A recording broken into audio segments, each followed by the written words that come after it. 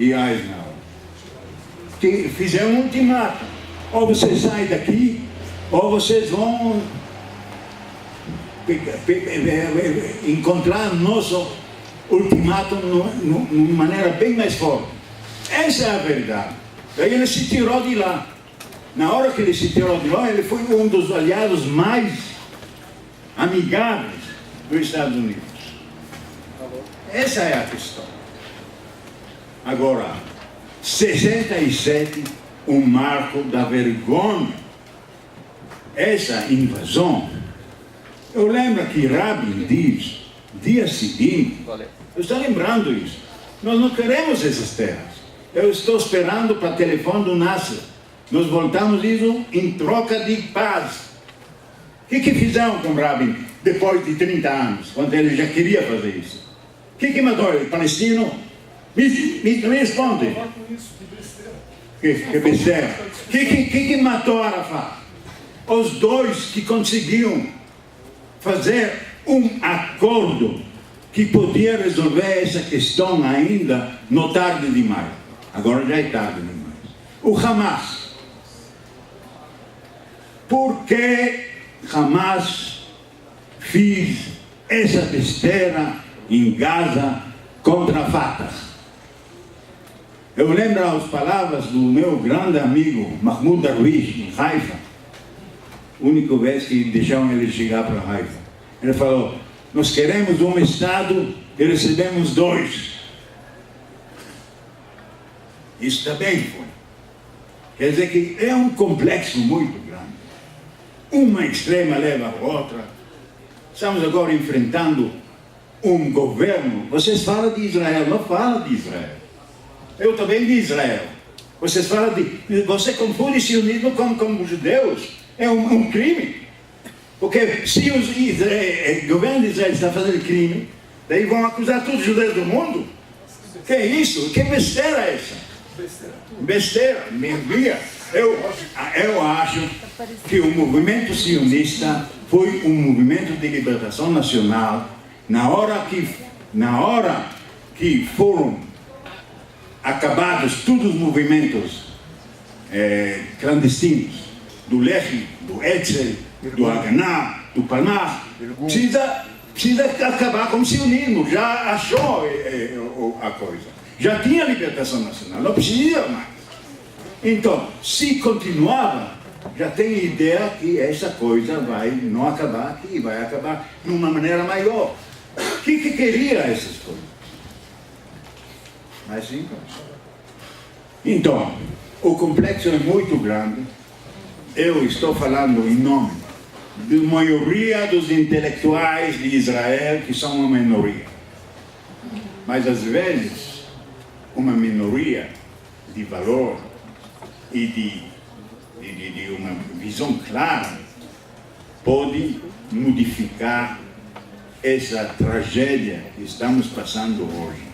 A tragédia que um criminoso como esse Lieberman, ministro das Relações Exteriores, você pode ficar com orgulho, sabe? Com orgulho grande. Eu não. Então, como? Não, daqui a pouco ele vai enfrentar a mesma coisa que...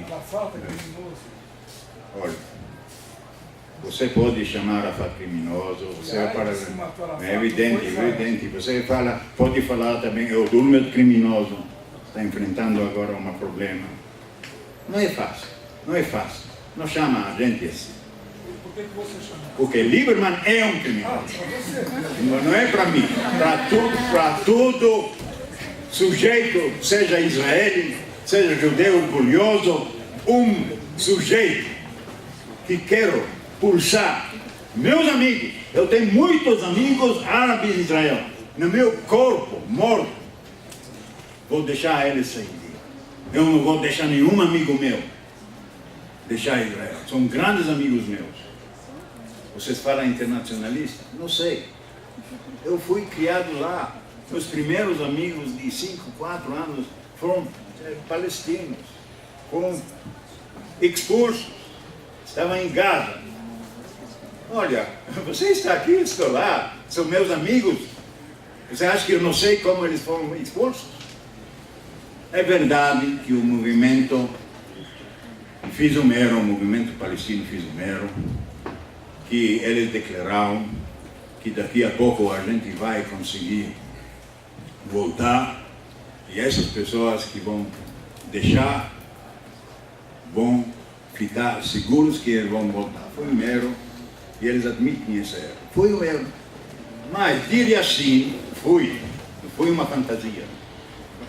Farcassem não foi uma fantasia. Uma vergonha. Você não cita por quê? Como é? 40 mil massacres já das corpos judeus, por que você não cita? 40 mil? 40 mil? Aonde foi 40 mil massacres? Você joga números, a mesma ajuda que os americanos estão dando para Israel, estão dando para os palestinos. É estatística, uma piada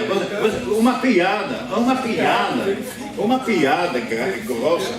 Olha, é claro que tem ocupação, que já leva 41 anos, que não vai acabar assim, e se ela não acabar, pode ter certeza que daqui 20 anos estamos em minoria em Israel.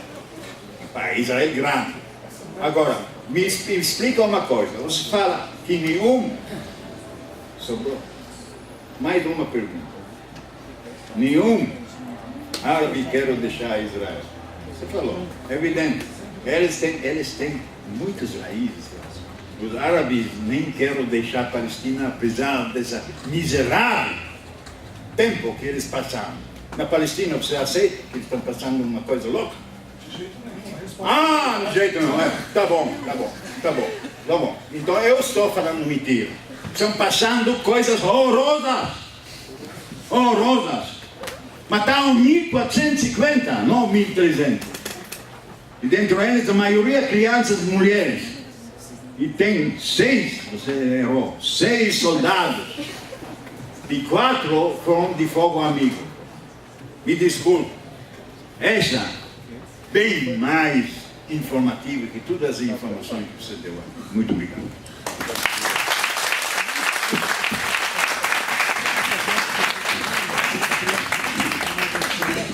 Vamos agora passar a palavra para Soraya Misler. Obrigada. Boa noite a todos e todas. Paciência de estarem aqui até essa hora, né, e acompanhando todas essas falas. Obrigada. Obrigada ao PUC pelo convite para escrever um artigo na revista e para estar aqui hoje. Parabéns à revista pelo lançamento dessa edição. Tenho certeza que vai esclarecer e contribuir para esclarecer sobre a complexidade colocada em relação a essa região. E eu tinha planejado falar exclusivamente do meu artigo, né? Mas eu vou falar do meu artigo e vou puxar isso até como gancho um pouco do que o Franklin colocou, né? E começando citando um trecho de um poema do Murid Barghouti, escrito em Yovi Ramallah, um poeta palestino que ficou 30 anos no exílio, impedido de voltar à sua casa, né? E muitos palestinos são impedidos de voltar às suas casas. Eis os israelenses ocupando nossas casas como vítimas, apresentam-nos como assassinos. Suas casas construídas sobre as nossas declaram, com dignidade ímpar, sua predisposição de compreender nosso hobby estranho de morar em campos espalhados nas terras dos deuses e das moscas, como se nós tivéssemos pedido a eles que nos expulsassem de nossas casas e rogado para que enviassem seus bulldozers para destruí-las diante de nossos olhos. Isso é um trecho que pode ser encontrado no livro Yovi Ramallah, do Murid Barghouti. E eu acredito que o que o Franklin trouxe aqui é um pouco isso, né? É transformar vítimas em culpados pela sua morte, pelo seu assassinato, pelo assassinato das suas crianças, pelo impedimento de irem e virem livremente, de levarem seus filhos à escola, de ter um muro que separa famílias no meio da Cisjordânia, de as mulheres palestinas, só no início do ano, mais de 60 terem dado à luz em checkpoints palestinos. Os palestinos são culpados disso? Me parece que pela fala ou pela visão do Franklin, sim. Eu não vou colocar aqui, até porque não era essa a minha intenção, mas falar do meu artigo, né? Eu não vou responder a tudo que eu anotei aqui do que ele falou. É uma visão claramente embasada na antiga historiografia, né? E essa visão que ele fala, no artigo dele ele fala sobre não ficar amarrado a uma camisa de força ideológica, mas a posição dele é ideológica sionista, sim, né? E está colocado aqui claramente nas falas. E eu pediria que as pessoas lessem toda a revista realmente e refletissem sobre o que está colocado aqui, né? Quando ele fala, por exemplo, que o que chamam de massacre de Gaza, a mídia inteira chamou de guerra, o que não é uma guerra, foi um massacre, sim, né? Então, aí eu vou entrar no meu artigo propriamente dito, e o meu artigo tem muito a ver com a história um pouco da minha vida, minha experiência de vida e profissional. Eu sou uma brasileira, mas também sou palestina, sou filha de um refugiado palestino de 1948, desses que o Franklin nega que existiram, ou que foram expulsos das suas casas. Eu poderia aqui contar a história do meu pai para vocês verem que não é mentira, mas eu não vou fazer isso, né? Porque nós não precisamos disso. A nova historiografia israelense está recuperando essa história, né? Não mais os palestinos estão contando e as pessoas dizendo que é mentira, talvez, mas a própria historiografia israelense está recuperando essa história. Bem, e eu também sou jornalista, não trabalho, não sou especialista em Oriente Médio ou em Palestina, mas acredito que tenho uma visão diferenciada por ter nascido em uma casa em que as pessoas são de origem palestina e ter ouvido histórias que não chegaram a muitos de vocês.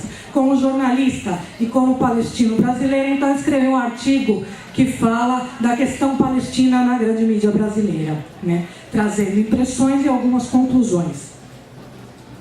O meu artigo, então, começa por desmontar ou colocar o inverso do que o Franklin falou. Ele fala em omissão e inversão de fatos, né? Mas colocando Israel como um Israel que simplesmente responde, não ataca, mas é taxado de atacar, né? Como o que chamaram de massacre, mas não é massacre, como os movimentos terroristas, que não seriam resistência, quando são resistência em territórios ocupados ilegalmente, né? E várias outras coisas que ele coloca aqui, que eu poderia enumerar, né? Que os civis atingidos foram por culpa do Hamas, né? Sendo que quem jogou as bombas em aviões não tripulados, né? A última tecnologia foi o Estado de Israel, né? E ele diz até que Israel ligou para algumas pessoas para avisar que jogaria bombas naquele lugar, mas é verdade, tinha depoimentos na internet, quem pôde acompanhar de perto, diziam que Israel avisou, a bomba não vai cair em tal lugar, vão para lá. As pessoas foram para lá e jogaram a bomba exatamente onde mandaram essas pessoas irem.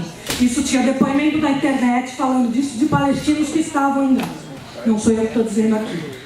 Bom, e aí uma série de questões, e eu vou entrar então no meu artigo. O título do meu artigo é Ocupação Invisível. Justamente por quê? Porque hoje, né, os palestinos estão na mídia, de fato. Cotidianamente a gente escuta falar nos palestinos na mídia, né? Mas a questão palestina continua a ser uma ilustre desconhecida. Isso porque falta contextualização histórica, omitem-se fatos importantes. Ao não fazer essa contextualização histórica, permite-se, por exemplo, que os ataques a Gaza, agora em dezembro de 2008 e janeiro de 2009, sejam transmitidos como mais uma guerra e não como mais um capítulo na questão palestina, que de fato são. Então, primeiro ponto é isso. Existe na mídia brasileira, a grande mídia brasileira, ela transmite notícias fragmentadas, né? As notícias como espetáculo, e falta essa contextualização histórica que seria importantíssima para se entender a questão. Ninguém aqui quer negar a história, né? Muito pelo contrário, nós queremos que a história apareça, né?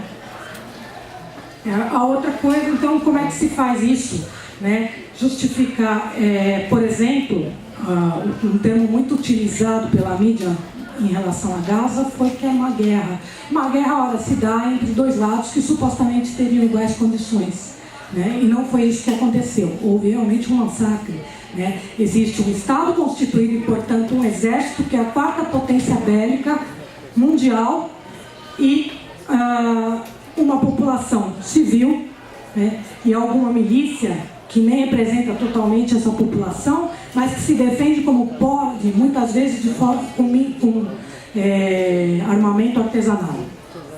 Os números estão aí para mostrar, e não é verdade que os números foram um resultado do que o Hamas planejou, né? Os números estão aí para mostrar que não é isso. Bom, além então dessa omissão histórica e de colocar dois lados iguais, tem-se muito a desumanização dos palestinos. Os palestinos são um número, né? E os israelenses, quando morre um israelense, o soldado tem nome, tem identidade, a gente sabe que ele se veste igual a nós, ele é igual a nós, né? E os palestinos, eles aparecem como se todas as mulheres se vestissem com véus, como se todos os homens fossem barbados, violentos por natureza. Então existe agressivos, bárbaros, então existe uma desumanização deliberada dos palestinos, o que permite, inclusive, a manutenção desse status quo. O colunista israelense Gideon Levy, do Haaretz, falou no Rio de Janeiro, num seminário internacional que discutiu a mídia, que a mídia israelense é parceira do projeto sionista. E ele colocou claramente o seguinte: como que uma sociedade de valores, como a sociedade israelense, porque a sociedade israelense é uma sociedade de valores, pode concordar com o que acontece diariamente nos territórios ocupados, se não for pela mídia contribuindo para isso. Então ele colocou isso, que a mídia é parceira do projeto sionista e nós replicamos esse modelo aqui no Brasil, né? O nosso modelo é o modelo estadunidense e não é diferente do que é adotado ali como mídia. Então, tem-se essas questões, a falta de contextualização histórica, colocação de dois lados iguais, a desumanização dos palestinos, né? E tem o fantasma do antissemitismo, né? Que agora parece que está caindo em desuso, né? E começa a se criticar quem fala que é anti-sionismo como ideologia, né? Que não tem nada a ver. O Gershon falou, não pode se confundir sionista com judeu. Isso é um crime contra os judeus. Eu concordo com o Gershon nesse ponto, né? E o fantasma do antissemitismo muitas vezes fez calar as vozes dissonantes. Jornalista morre de medo de ser taxado de antissemita. Existe o fantasma em relação a isso. Ora, antissemitismo é discriminação contra os povos semitas, né? Não é antisionismo. E antisionismo também não tem nada a ver contra a população judaica. Eu queria inclusive colocar o seguinte: o que não é mostrado pela mídia, tem algumas iniciativas culturais que estão colocando e mostrando, mesmo que pontuais. O Instituto da Cultura Árabe é uma delas, promove algumas mostras de cinema que tem trazido à tona filmes que mostram a realidade na Palestina, né? De ocupação, uma ocupação criminosa que cerceia direitos, mata pessoas, né? E então tem trazido isso e outras iniciativas que acontecem dentro de Israel, inclusive, né? Iniciativas que buscam a convivência entre os povos, uma convivência histórica, que hoje está prejudicada por um muro horroroso na Cisjordânia, que está prejudicada por centenas de checkpoints, mas que historicamente sempre existiu, né? E então essa convivência, esse trabalho de voltar a conviver e de aproximação entre os povos israelense e palestino, né, está acontecendo e a mídia também não mostra, né? A quem interessa manter a ocupação, a quem interessa manter tudo isso, porque esse trabalho, esses pequenos trabalhos de convivência lá mostram que seria perfeitamente possível a convivência num único território, como historicamente ocorria e existia, e poderiam crescer, não chegam até a mídia, chegam nessas iniciativas louváveis, né, pontuais do ponto de vista cultural. Por fim, eu quero dizer que, com relação à mídia, o caminho nós temos uma mídia extremamente concentrada, né, nas mãos de poucas famílias. O fluxo de informações mundial também é extremamente concentrado e é preciso democratizar as comunicações, né? Essa é uma bandeira que os movimentos estão levantando e eu fico muito feliz de ter a oportunidade de falar para vocês aqui, para fazer um convite que participem desse processo, né? Agora existe uma possibilidade concreta de a sociedade contribuir com esse processo, que são as conferências de comunicação. A Conferência Estadual de Comunicação está marcada para o final do mês, 30 de outubro a 1º de novembro, na Assembleia Legislativa de São Paulo, e é uma preparação para a Conferência Nacional de Comunicação, que acontece em Brasília entre 1º e 3 de dezembro. E é uma oportunidade de a gente denunciar essa mídia que está aí e propor alternativas a esse modelo que não beneficia ninguém. Eu digo não beneficia ninguém porque eu tenho certeza que a ocupação não é boa para ninguém, nem para israelenses, nem para palestinos. Muito obrigada.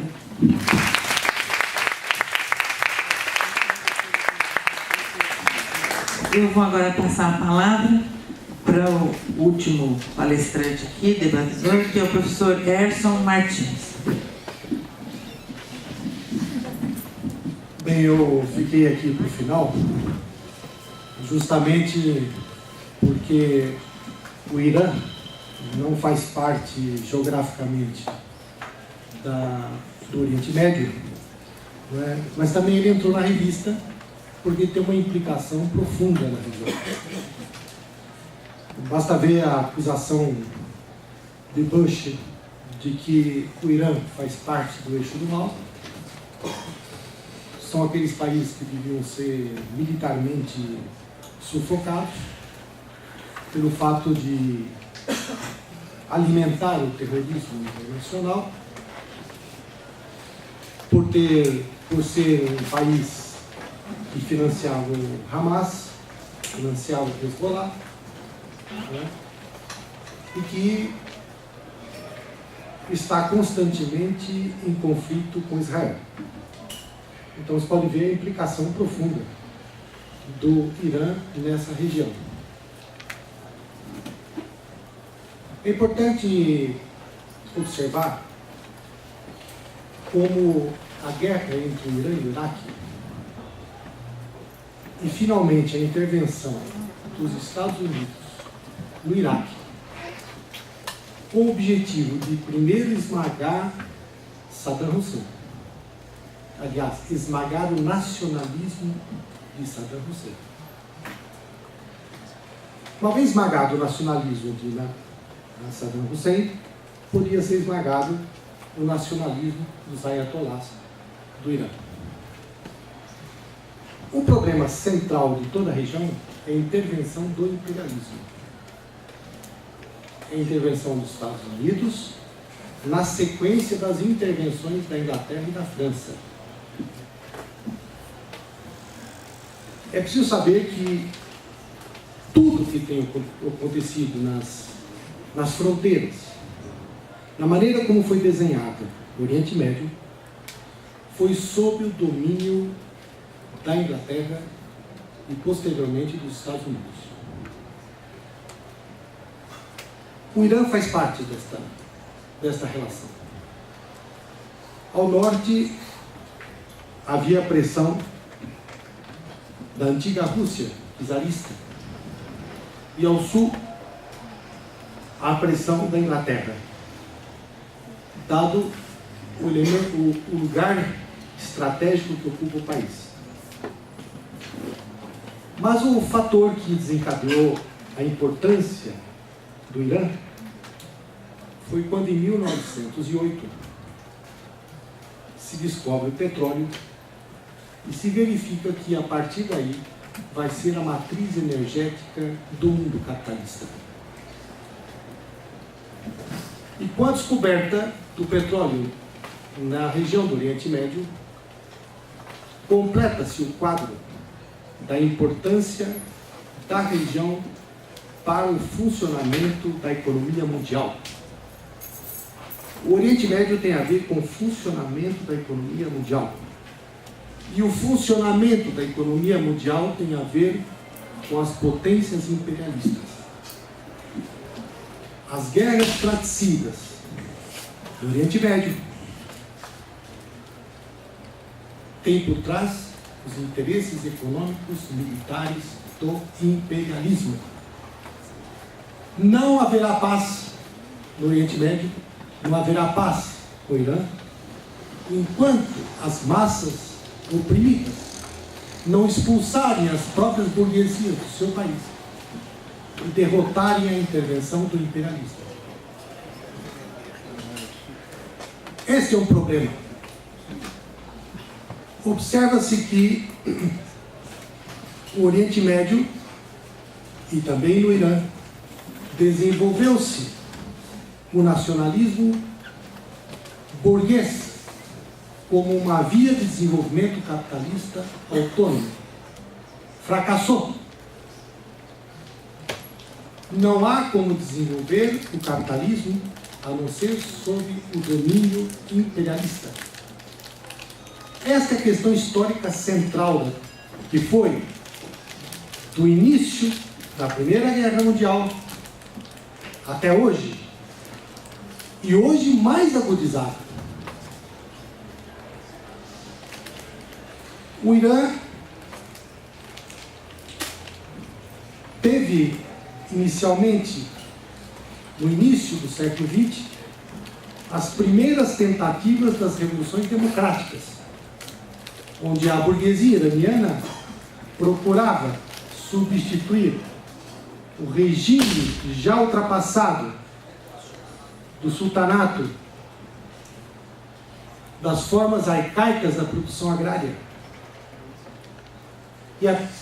e a necessidade de construir seu Estado Nacional. Em 1906, a chamada Revolução Constitucionalista, ela também vai se dar sob a égide dos Ayatollahs. Vai fracassar. Em 1926, vem um golpe que vai criar a dinastia dos Pahlavis. Em 1951, haverá a experiência nacionalista de nacionalização do petróleo. O que passou com a experiência nacionalista do petróleo por um governo, um primeiro-ministro que foi eleito nas condições, veja, de quase uma semi-monarquia. Mossadegh. Quem o derrubou? Os Estados Unidos. Os Estados Unidos derrubaram um governo e restituíram a monarquia dos Pahlavis. Qual era o ponto central da disputa?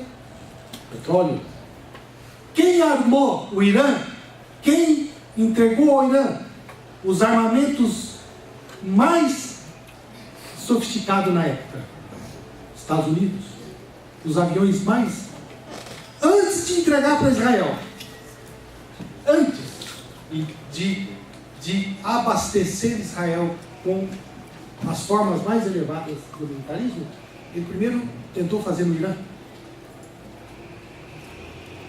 O golpe da dinastia durou de 1955 até 1979, se não me falha as datas.